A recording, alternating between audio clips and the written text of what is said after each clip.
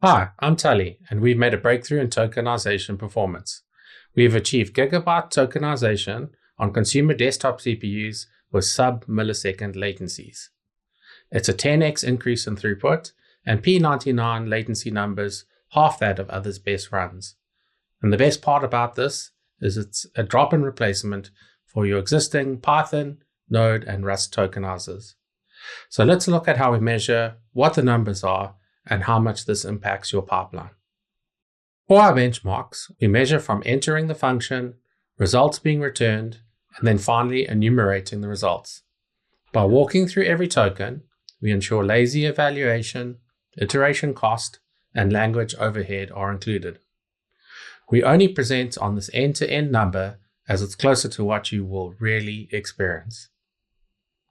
For latency, we want to focus on the fixed overhead of each call. So we use a small workload with a large number of executions. We do one warm-up and 1,000 timed runs. From the results, we get median and P99 latency in milliseconds. This shows the typical experience and worst-case experience users actually feel. For throughput, we want to focus on the input for each call because that is what varies. So we use a large workload with few executions. We do one warm-up and 3 timed runs.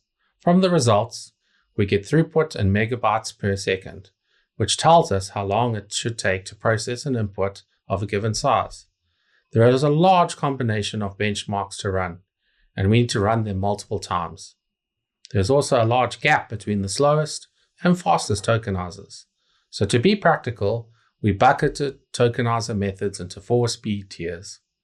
Each tier runs different size tests to keep the execution times reasonable. The faster the tokenizer, the more work you need to provide it to hit peak speeds. We use the O200K model for comparison as it's the most widely supported model for tokenizers. We have published all of our benchmark results in detail on a Hugging Face tokenizer leaderboard. This allows you to interactively explore the data. Python does not have to mean slow tokenization.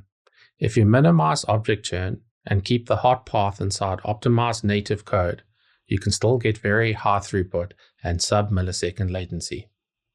For example, we use number to make the iteration of tokens fast in the benchmarks. If we use native Python to do this, we would see the end-to-end numbers drop to around 400 megabytes per second. For our tokenizer, we have Python binding to a Rust implementation. We also provide NumPy, Arrow, and Polaris API convenience integrations. On O200K, it is about 19 times faster than the next fastest tokenizer, and it gets down to 0.34 milliseconds for P99 latency. Let's look at the Python performance of our tokenizer on other models.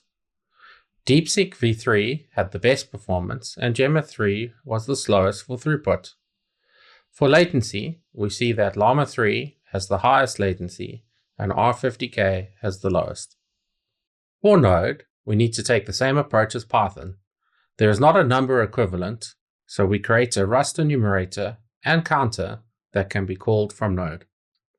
If we use native code to do this, we would see the end-to-end numbers drop to around 500 megabytes a second. For our tokenizer, we have Node binding to a Rust implementation. On O200K, it is about 9.5 times the next fastest Node tokenizer, and it gets down to 0.4 milliseconds at P99 latency. Let's look at the Node performance of our tokenizer on other models. For throughput, R50K had the fastest results and Gemma 3 has the slowest. For latency, we see that Qwen 3.5 has the highest latency and Llama 3 has the lowest. The benefits of a language like Rust really show when running code in a tight loop, which is the tokenization use case. We hit gigabyte speeds on the benchmarks. On O200K, it is about 9.5 times the next fastest Rust tokenizer, and it gets down to 0.23 milliseconds for P99 latency. In the quest for performance, we even created a CUDA implementation. But for the type of problem and the overhead of transferring between host and device, the speeds were only 500 megabytes a second with P99 latencies of 30 milliseconds on our RTX 4090. Let's look at the Rust performance of our tokenizer on other models. For throughput, R50K had the fastest performance and O200K was the slowest. For latency, we see that Gemma 4 has the highest latency. Tekken and Llama 4 tie for the lowest. So how does all this tokenization drag racing benefit us? There are a number of different use cases, but let's dive into a couple. Let's look at the Inference Pipeline use case. Online request handling, where prompts are assembled, formatted, tokenized, and passed to the model for prefill and decode, typically under strict P99 latency targets. At small context sizes, the mostly fixed stages dominate end-to-end latency. As context window size increases, tokenization takes a larger share of the total request time. With breakthroughs like TurboQuant, it is becoming easier to support larger contexts. So this means we can support larger contexts per call or batch more user requests into a single call. Let's look at the savings on the entire pipeline latency. At 8K context, we should be saving 2.5%. At 128K context, we should be saving 8.7%. And at 1 million context, we should be saving 14.1%. Let's look at the offline training pipeline use case. In these workflows, large corpora are tokenized and packed ahead of time so runtime data loaders can read pre-built token shards with almost no tokenization overhead. Here, tokenizer throughput directly affects how quickly raw data can be turned into training-ready data. If pre-processing is slow, data preparation becomes a bottleneck.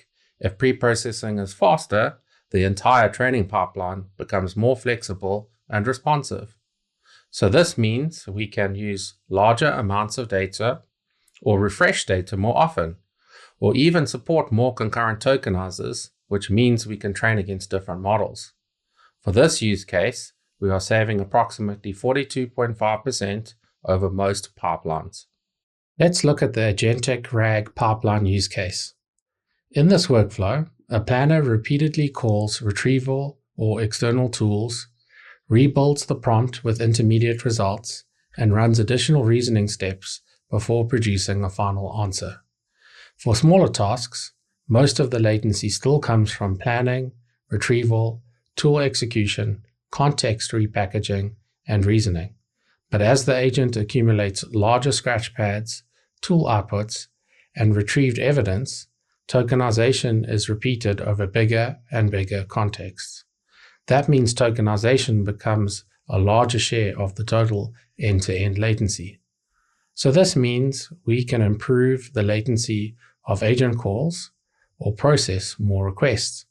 Let's look at the savings on the entire pipeline latency. At 8K context, we should be saving 6.8%. At 120 8K context, we should be saving 14.1%. At a million token context, we should be saving 16.9%. So, if you're looking to make meaningful gains on your end-to-end workloads by 10xing your tokenization performance, please contact us or see our website for more information.